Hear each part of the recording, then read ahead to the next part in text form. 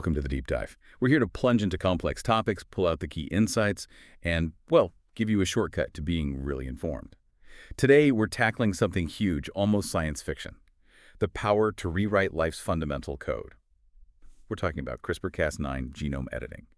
Our mission for this deep dive is to sift through a whole stack of important sources, grab the vital bits for you, and really unpack the science and the big ethical questions, especially, when it comes to using it in humans. Yeah, and CRISPR-Cas9, it's genuinely revolutionary, a real game changer compared to the older tools we had. Think about things like zinc finger nucleases, ZFNs, or TALENs. They worked, sure, but they were sort of clunky, expensive, difficult to tailor for each specific gene.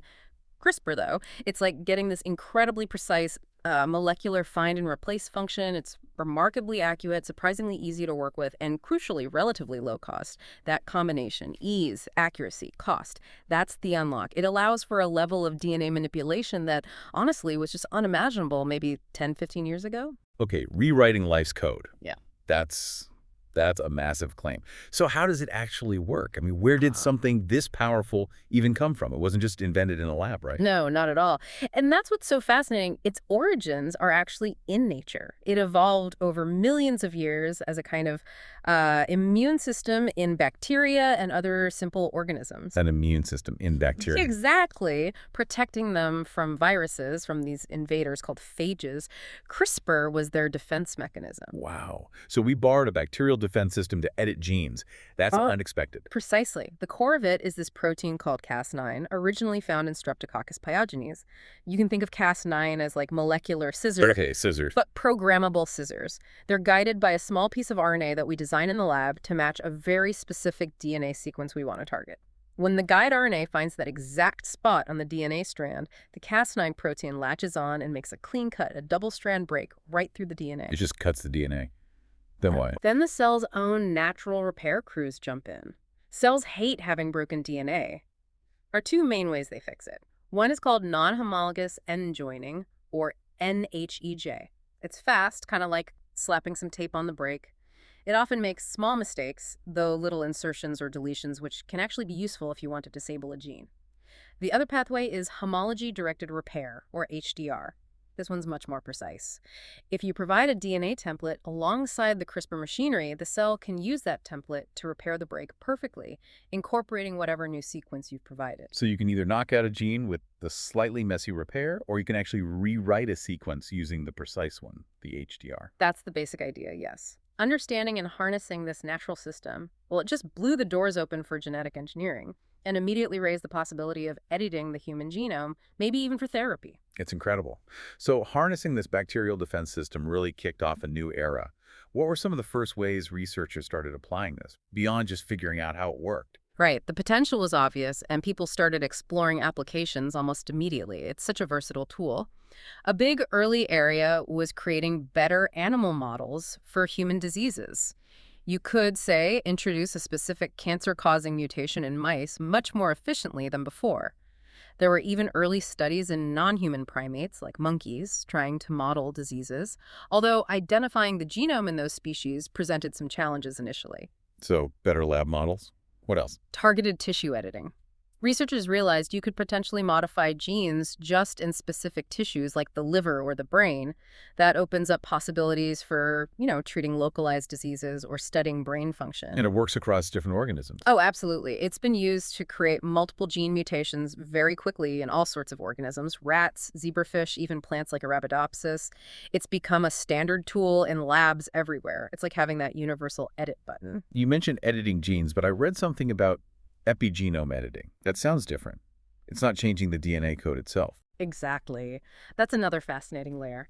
Epigenome editing uses modified CRISPR systems, sometimes called dead Cas9, because it can no longer cut DNA to target specific locations. But instead of cutting, it can, say, turn a gene on or off, or modify the tags on the DNA, like methylation, which affect gene expression. So you change how genes are used without altering the underlying sequence. You could, for instance, suppress DNA methylation to prevent cell death, or edit these things called long non-coding RNAs that act as regulators. Okay, so you can switch genes on or off too. And all of this leads towards treatments, right? Ultimately, yes, that's the big goal for many.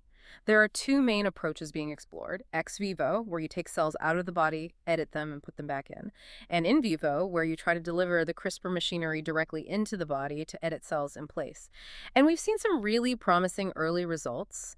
Successes in animal models for Duchenne muscular dystrophy, work on inhibiting HIV entry, or even cutting the virus out of infected cells, correcting the cystic fibrosis mutation in stem cells derived from patients. There are also studies looking at cataracts, Parkinson's. The list is growing constantly. It sounds almost too good to be true. Such precision, such potential. You'd think human therapies would be right around the corner. But there's always a but, isn't there? There often is in biology, and this is a really critical point we need to understand. Despite how targeted CRISPR seems, recent research has shown something quite important. It turns out that the process of CRISPR Cas9 editing, or maybe the components themselves, can trigger an immune response in the body. Specifically, it can activate something called the type 1 interferon pathway. An immune response. So the body fights back against the editing process. In some cases, yes. And that unwanted immune reaction is actually a significant hurdle right now for using CRISPR therapeutically in humans, particularly for the in vivo approaches. It limits how effective or safe it might be. Ah, okay. So the body's own defenses create a roadblock. That's a key limitation. It is a major challenge to overcome. But CRISPR's impact, it goes way beyond just human medicine. Step outside the clinic and you see it influencing all sorts of other areas. You mentioned it's versatile. So Yeah. where else is it showing up beyond potential medical treatments? Oh, all over the place. Industrially, for instance. Think about food production making bacterial cultures used for cheese or yogurt resistant to viruses that can wipe them out. That improves efficiency. It's huge in agriculture, too. Creating genetically modified crops with higher yields, better nutritional value, or resistance to pests and drought. Same idea for increasing livestock productivity. So better food, more efficient farming. What about like environmental uses? Yeah, that's another big area. Pest control, for example. Researchers are looking at ways to reverse pesticide resistance in insects or weeds, or even preventing the spread of diseases. There's that really compelling example of engineering female mosquitoes, the ones that bite and transmit malaria, to be infertile, a potential way to control malaria without widespread pesticides. Wow, engineering mosquitoes to fight malaria, that's ambitious. It is, and it's also being used in vaccine development, maybe speeding up the process for creating vaccines against things like smallpox or hepatitis B.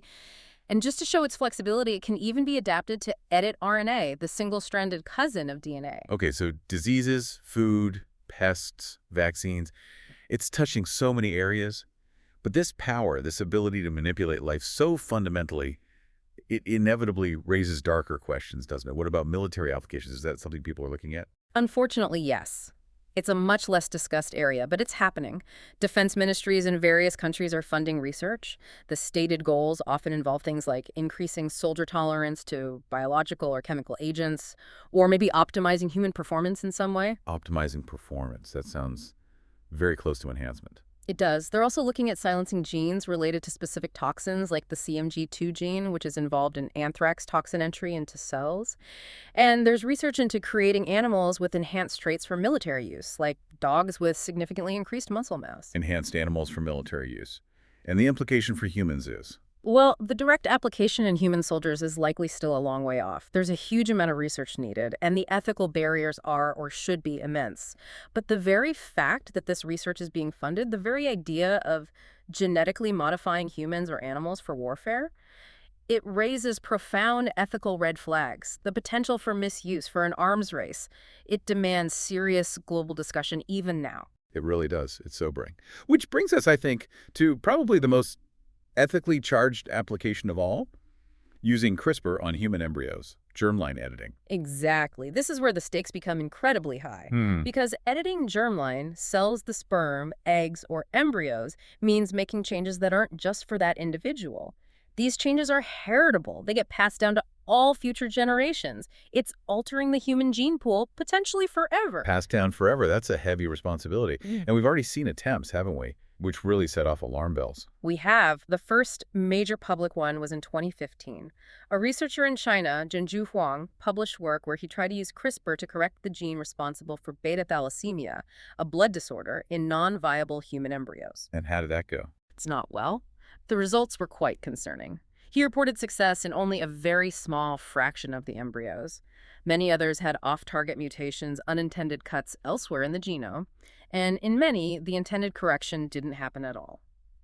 The clear conclusion from that paper, and the scientific community's reaction, was that the technology was nowhere near ready or safe enough for clinical use in embryos. A clear warning sign. But Then, in late 2018, the situation escalated dramatically. Another researcher in China, He Jiankui, announced something shocking. He claimed he had used CRISPR to edit the embryos of twin girls who had then been born. His stated goal was to make them resistant to HIV infection. he actually did it, resulting in live births. That was the claim, yes. And it provoked immediate and widespread condemnation from scientists, ethicists, and policymakers around the globe. It was seen as a reckless breach of ethical norms conducted in secret without adequate safety data or public discussion. A huge controversy. And it highlighted just how risky this is, right? I saw a review mention something about the vast majority of